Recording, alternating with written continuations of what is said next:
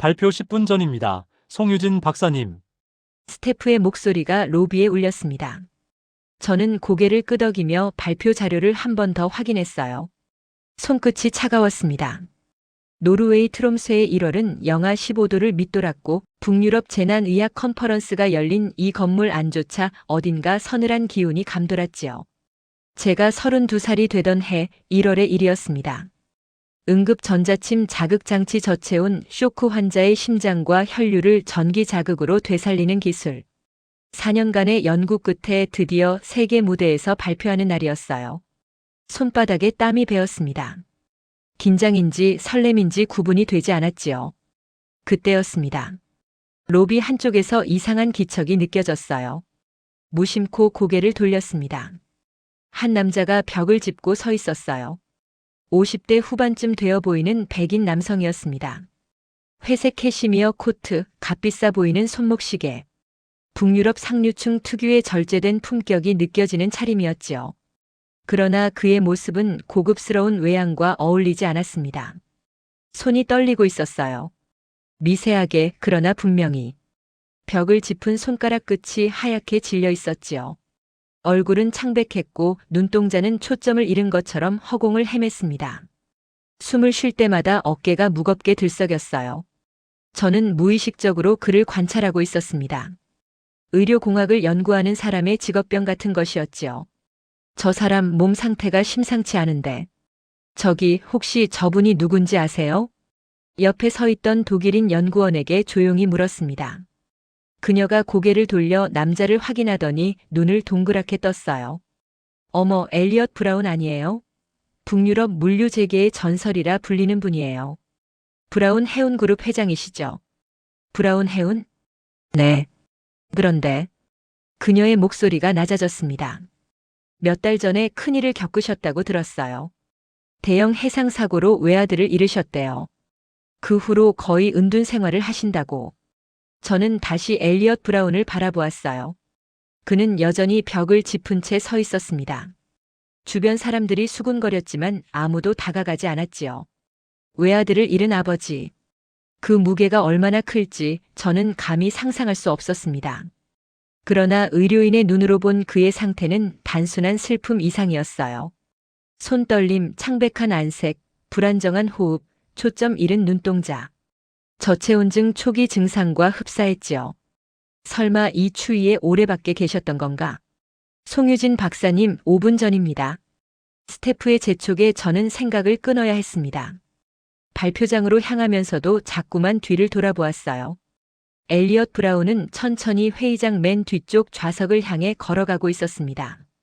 발걸음이 무거워 보였지요. 마치 온 세상의 무게를 짊어진 사람처럼. 괜한 걱정이겠지. 잠깐 추위에 몸이 굳은 것일 거야. 저는 스스로를 납득시키며 회의장 문을 밀었습니다. 문이 열리자 수백 개의 시선이 쏟아졌어요. 기자들의 카메라가 일제히 플래시를 터뜨렸고 각국에서 온 연구진들이 자리를 가득 채우고 있었지요. 단상 위 대형 스크린에는 제 이름과 발표 제목이 선명하게 떠 있었습니다. 이머전시 일렉트로마이너스 뉴펑크처 스티뮬레이션 디바이스. 발표자 송유진 박사 대한민국.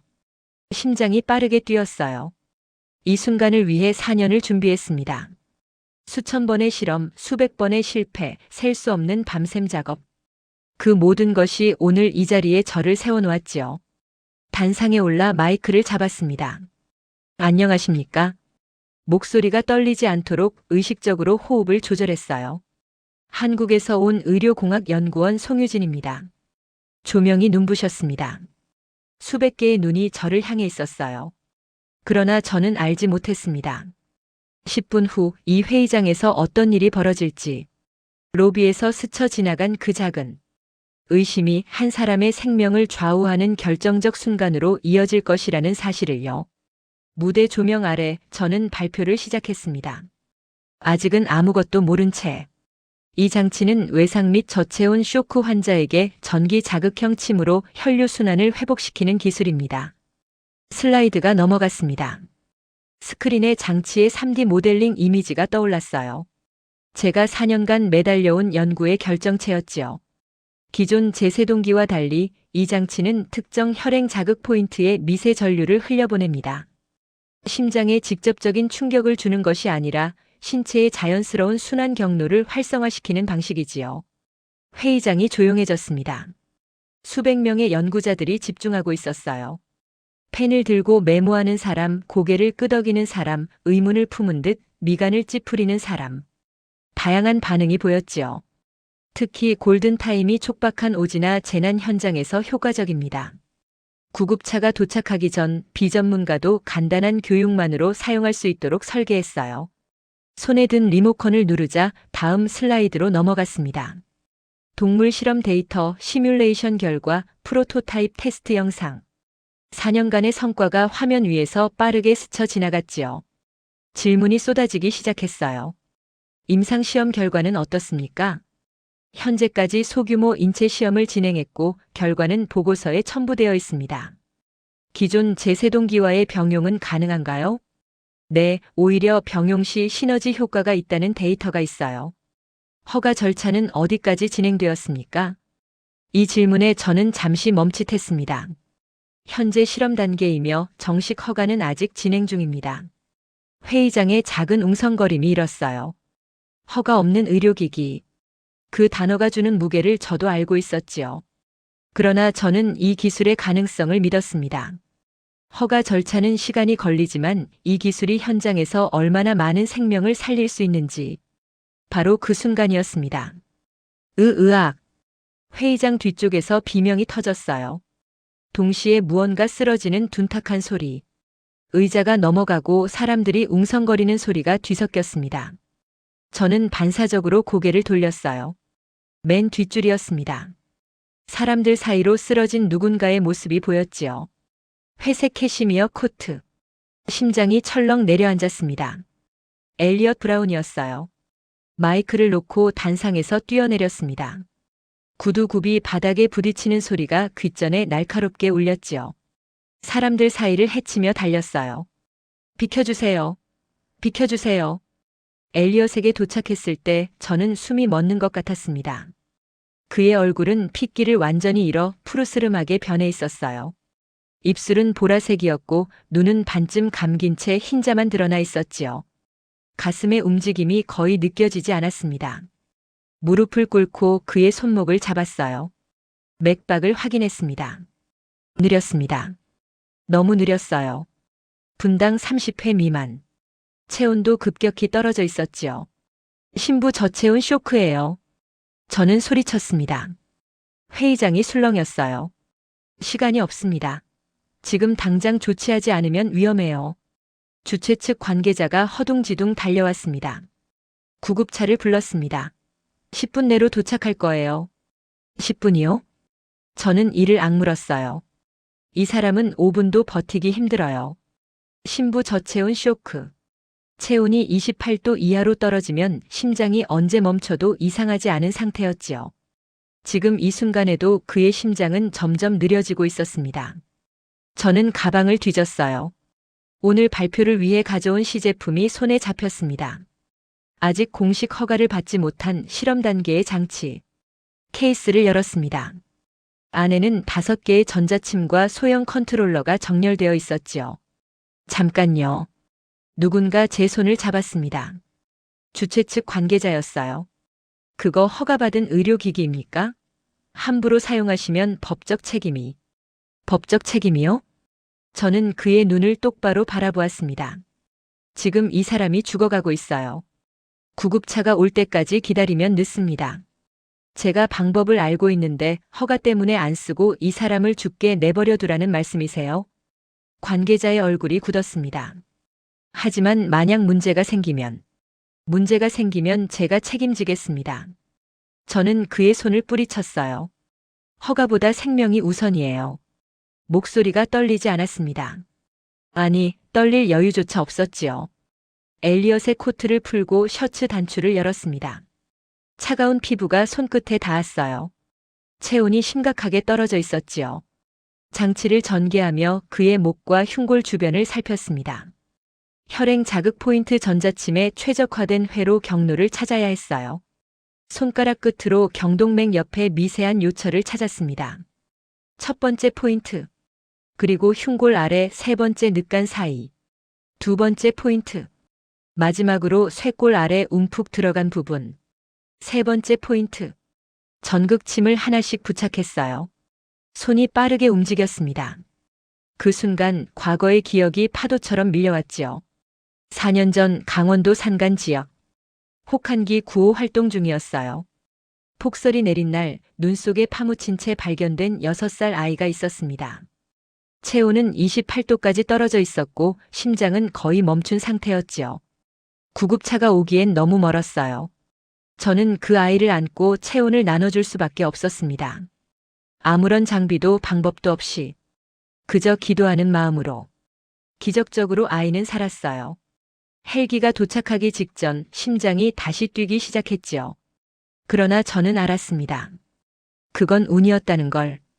그날 밤 저는 다짐했어요. 다시는 이런 무력감을 느끼지 않겠다. 운에 맡기지 않아도 되는 방법을 만들겠다. 그 다짐이 이 장치를 만들었습니다. 4년간의 연구, 수천 번의 실험, 수백 번의 실패. 모든 것이 바로 이 순간을 위한 것이었지요. 장치 부착 완료. 제 목소리가 회의장에 울렸습니다. 엘리엇의 얼굴을 내려다보았어요. 창백한 피부, 보라색 입술, 감긴 눈. 로비에서 봤던 그의 모습이 떠올랐습니다. 벽을 짚고 서 있던 남자. 떨리는 손. 초점 잃은 눈동자. 그때 느꼈던 작은 의심이 맞았던 거예요. 저는 컨트롤러를 쥐었습니다. 버텨주세요. 낮게 속삭였어요. 제발 버텨주세요. 스위치에 손가락을 올렸습니다. 회의장 전체가 숨을 죽였지요. 전압 1단 가동합니다. 스위치를 눌렀습니다.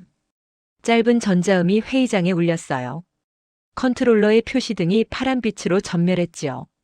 엘리엇의 몸으로 미세한 전류가 흘렀습니다. 저는 숨을 멈추고 심박 모니터를 노려보았어요.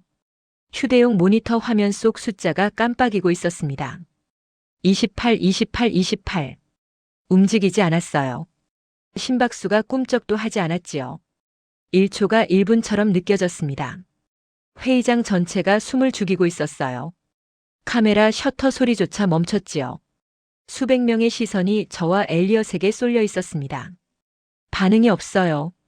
누군가 외쳤습니다. 저는 대답하지 않았어요. 눈을 떼지 않고 모니터를 응시했지요. 조금만 기다려. 반응하는데 시간이 필요해. 전자침이 제대로 부착됐는지 손끝으로 확인했습니다. 회로 경로는 정확했어요. 전류 흐름에도 문제가 없었지요. 이론상으로는 반응이 있어야 했습니다. 그때였어요. 29. 숫자가 움직였습니다. 30, 31, 32. 반응하고 있어요. 제 목소리가 떨렸습니다.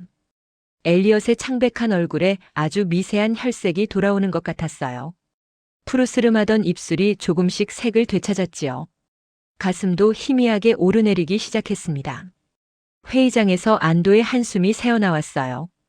되고 있어. 이대로만 가면. 삐. 모니터에서 경고음이 울렸습니다.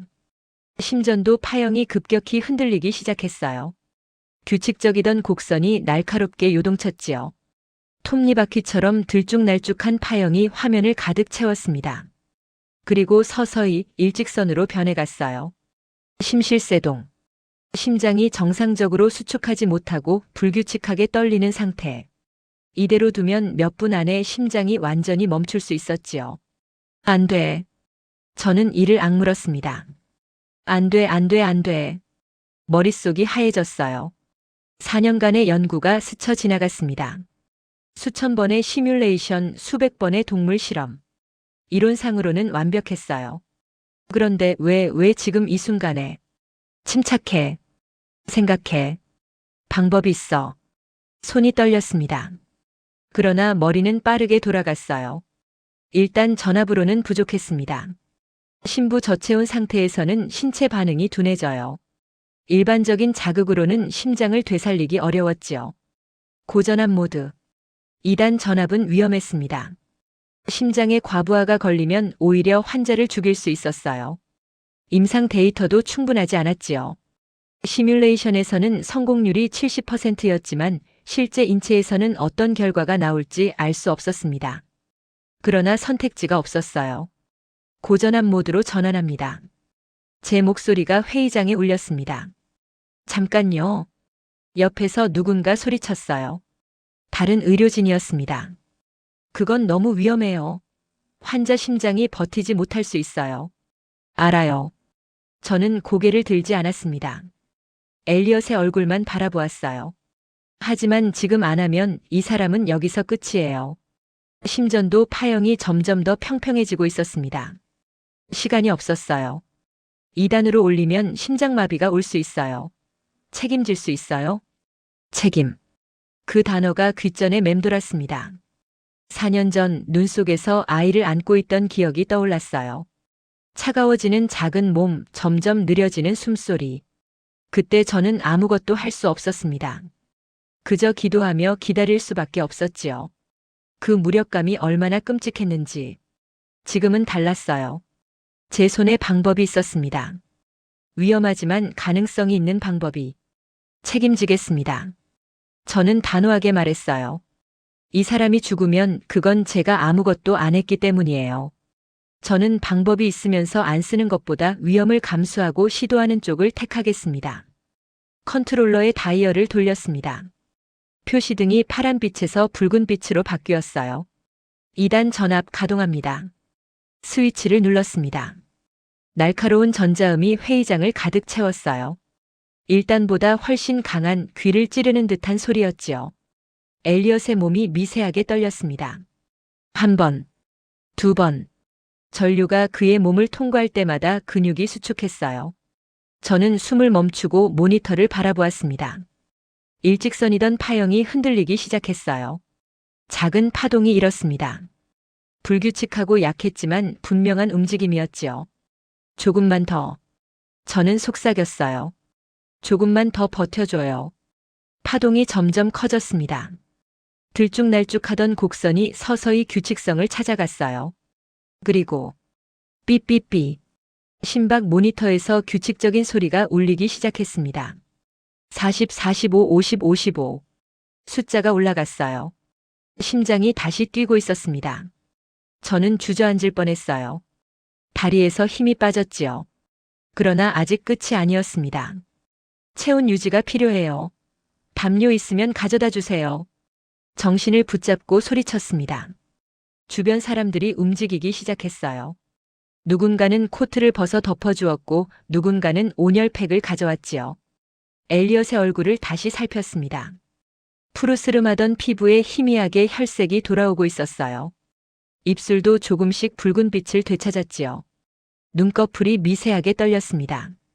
살아있었어요. 이 사람이 살아있었습니다. 멀리서 구급차 사이렌 소리가 들려왔어요. 회의장은 잠시 숨죽인 침묵에 잠겼습니다. 아무도 말하지 않았어요. 아무도 움직이지 않았지요. 그리고 1초 후 박수가 터졌습니다. 한 사람이 시작한 박수가 2사람, 3사람에게 퍼졌어요.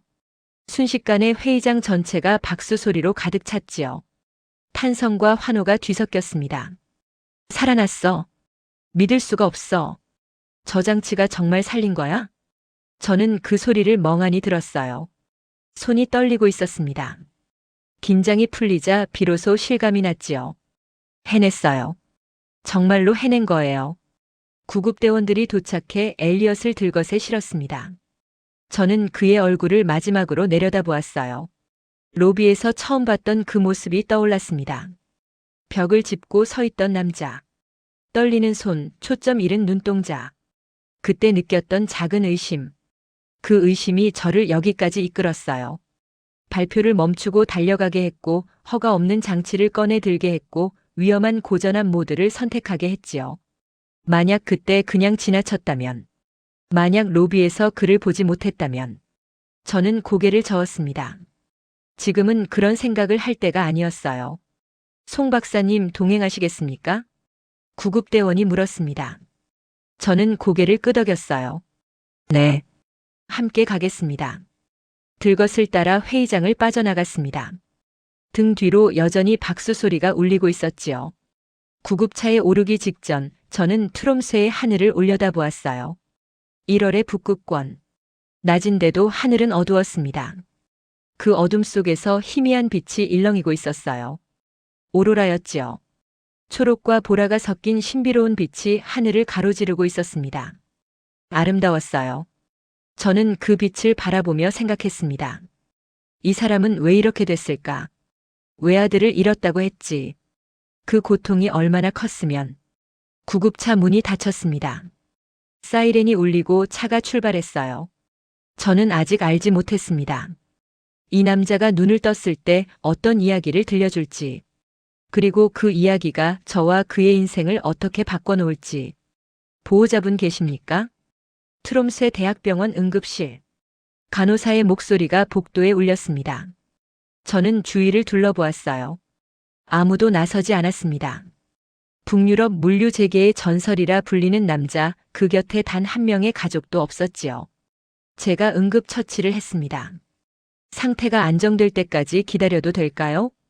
간호사가 고개를 끄덕였어요. 저는 중환자실 앞 복도 의자에 앉았습니다. 다리가 후들거렸어요. 긴장이 풀리자 비로소 피로가 밀려왔지요. 손을 내려다보았습니다. 아직도 미세하게 떨리고 있었어요. 몇 시간 전 이 손이 한 사람의 생명을 붙잡았다는 게 실감나지 않았습니다.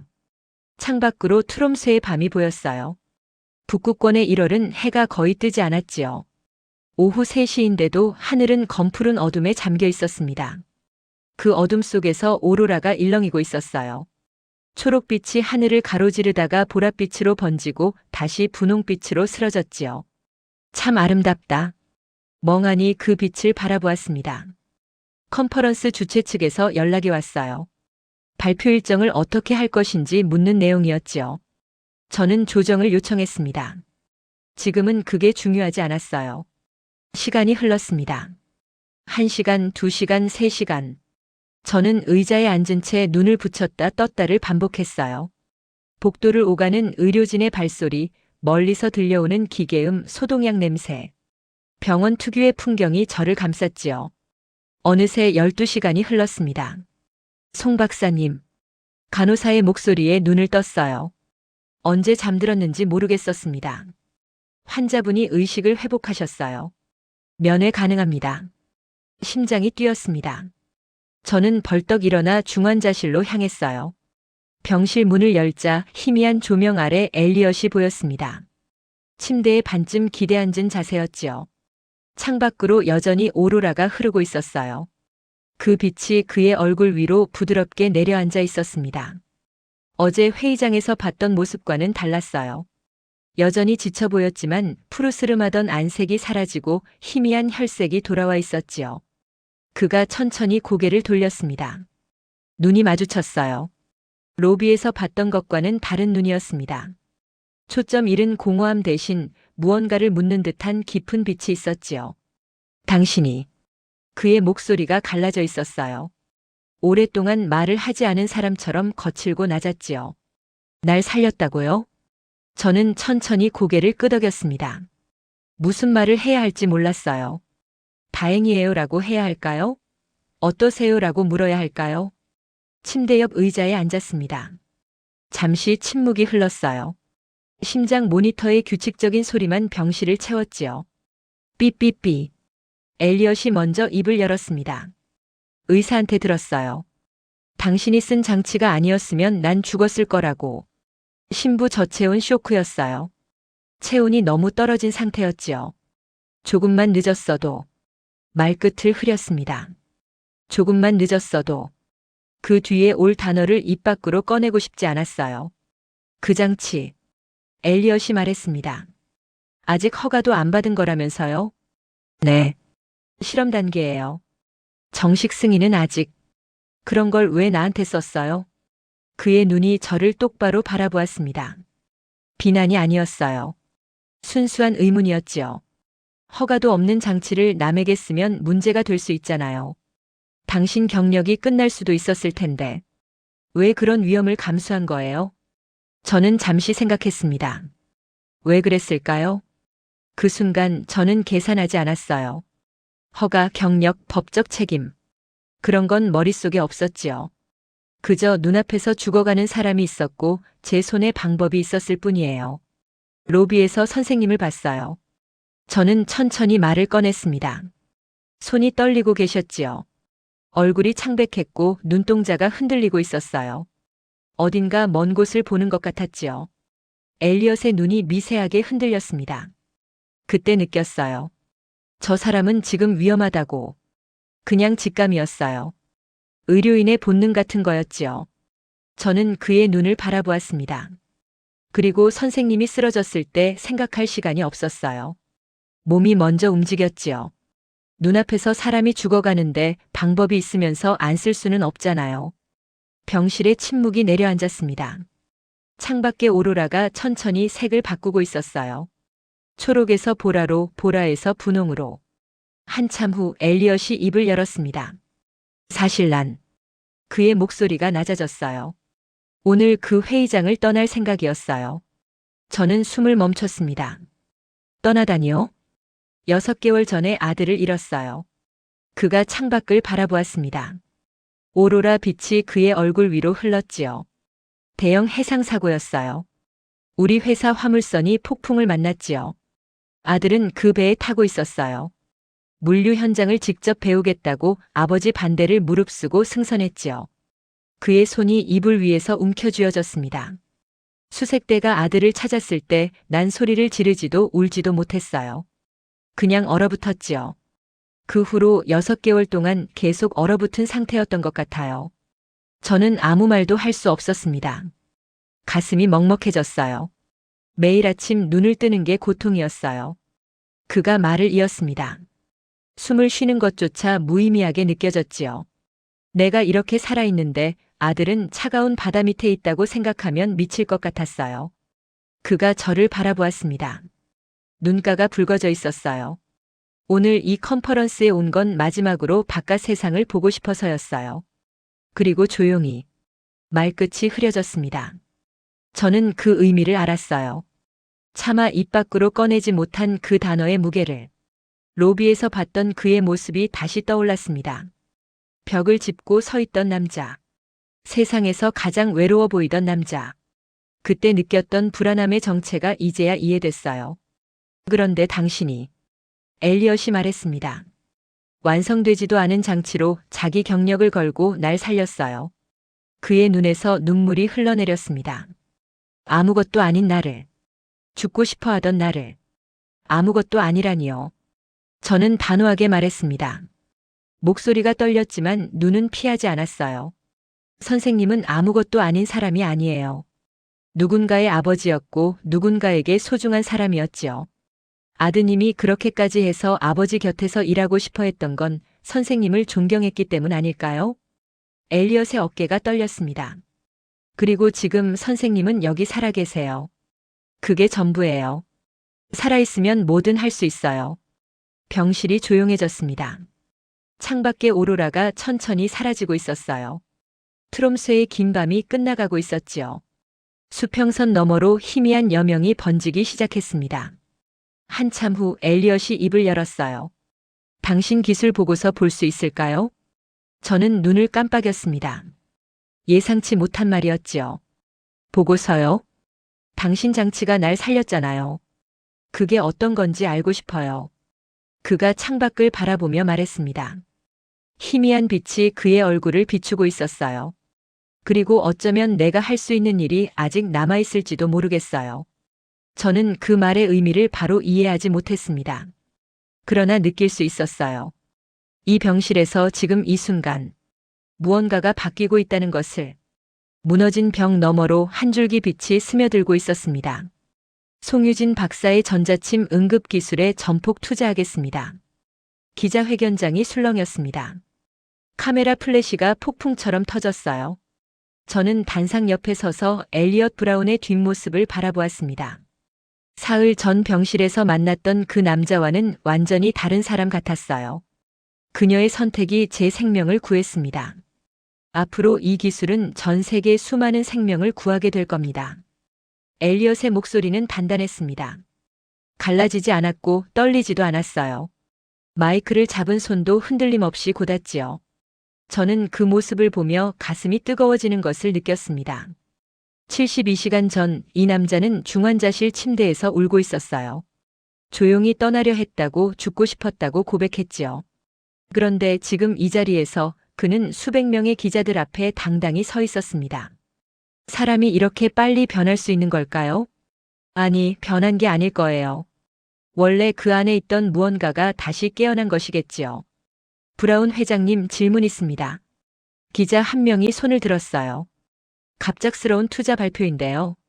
송유진 박사의 기술에 이렇게까지 확신을 가지시는 이유가 무엇입니까? 엘리엇이 잠시 침묵했습니다. 그리고 천천히 입을 열었어요. 사흘 전 저는 죽을 뻔했습니다. 회견장이 조용해졌어요. 신부 저체온 쇼크로 회의장에서 쓰러졌지요. 심장이 거의 멈춘 상태였어요. 구급차가 오기엔 시간이 없었습니다. 그가 저를 돌아보았어요. 눈이 마주쳤습니다. 그때 송유진 박사가 자신의 장치를 꺼냈어요.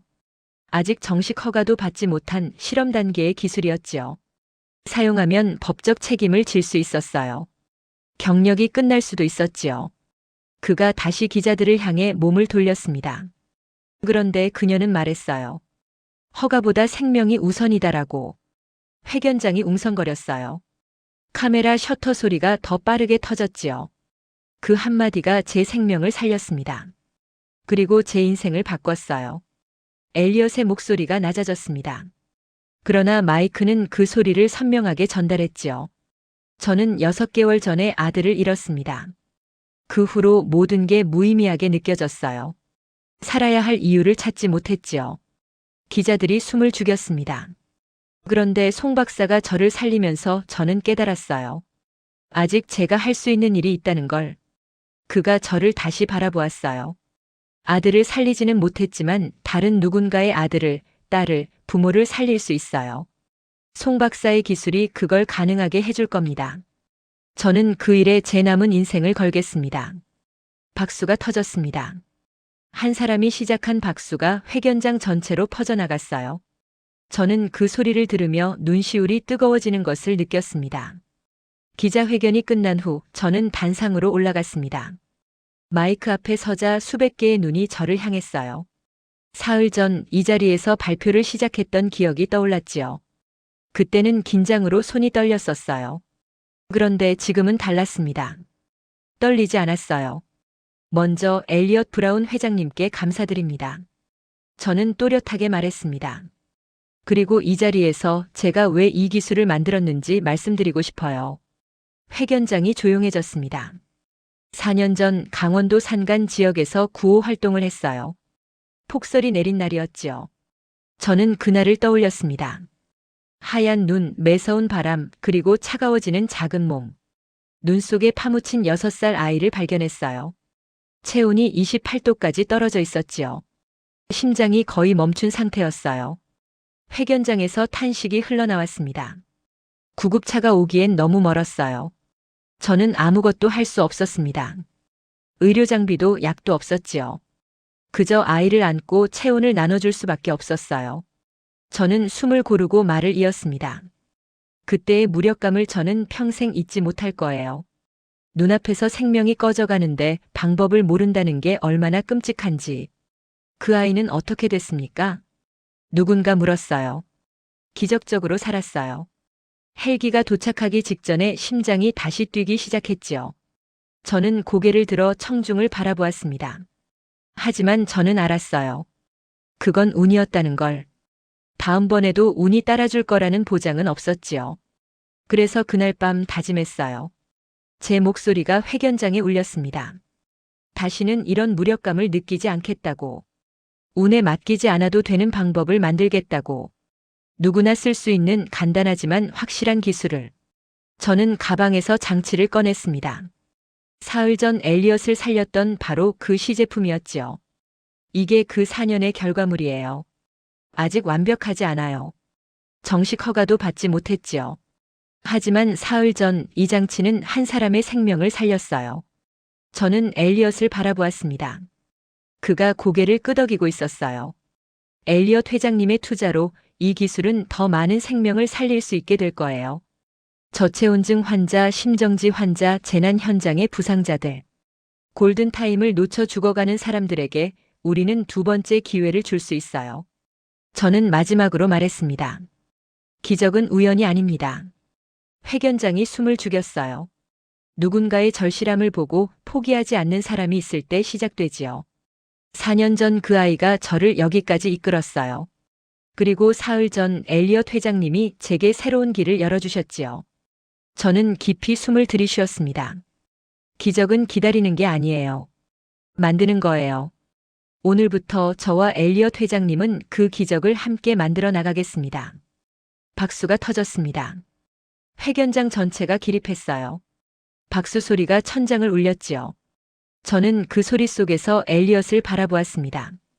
그도 서서 박수를 치고 있었어요. 눈가가 젖어 있었지요. 회견이 끝난 후 저는 회의장 로비로 나왔습니다. 사흘 전 바로 이 자리에서 엘리엇을 처음 봤었지요. 벽을 짚고 서 있던 남자. 떨리는 손, 창백한 얼굴, 초점 잃은 눈동자. 그때 느꼈던 작은 의심. 저는 그 의심을 그냥 지나치지 않았어요. 발표 중에 그가 쓰러졌을 때 몸이 먼저 움직였지요. 허가 없는 장치를 꺼내 들었고 위험한 고전압 모드를 선택했어요. 그 선택들이 한 사람의 생명을 살렸습니다. 그리고 그 생명은 다시 수많은 생명을 살릴 기회가 되었지요. 유진 박사. 뒤에서 목소리가 들렸어요. 돌아보니 엘리엇이 서 있었습니다. 고마워요. 그가 말했습니다. 간단한 두 단어였지만 그 안에 담긴 무게를 저는 알 수 있었어요. 저야말로요. 저는 미소 지었습니다. 선생님이 살아계셔서 정말 다행이에요. 엘리엇이 창밖을 바라보았어요. 트롬스의 하늘 위로 희미한 오로라가 피어오르고 있었습니다. 낮인데도 보일 만큼 선명한 빛이었지요. 아들이 좋아했어요. 그가 말했습니다. 오로라. 언젠가 같이 보러 가자고 했었는데 결국 못 갔지요. 그의 목소리가 잠시 떨렸습니다. 그러나 이내 다시 단단해졌어요. 이제는 아들 대신 아들이 하지 못한 일들을 하려고요. 당신 기술로 사람들을 살리는 것. 그게 제가 아들에게 해줄 수 있는 마지막 일인 것 같아요. 저는 아무 말도 하지 않았습니다. 그저 그의 곁에 서서 함께 오로라를 바라보았어요. 초록빛이 하늘을 가로질렀습니다. 보랏빛으로 번지고 분홍빛으로 쓰러지고 다시 초록빛으로 피어올랐지요. 사흘 전 이 빛 아래서 한 사람이 쓰러졌어요. 그리고 오늘 같은 빛 아래서 두 사람이 나란히 서 있었습니다. 기적은 우연이 아니다. 제가 했던 말이 떠올랐어요. 맞았어요. 기적은 누군가의 절실함을 외면하지 않는 사람이 만드는 거예요. 로비에서 느꼈던 그 작은 의심이 한 사람의 인생을 바꾸고 또 다른 수많은 인생을 바꿀 씨앗이 되었지요. 복선은 완전히 회수되었습니다.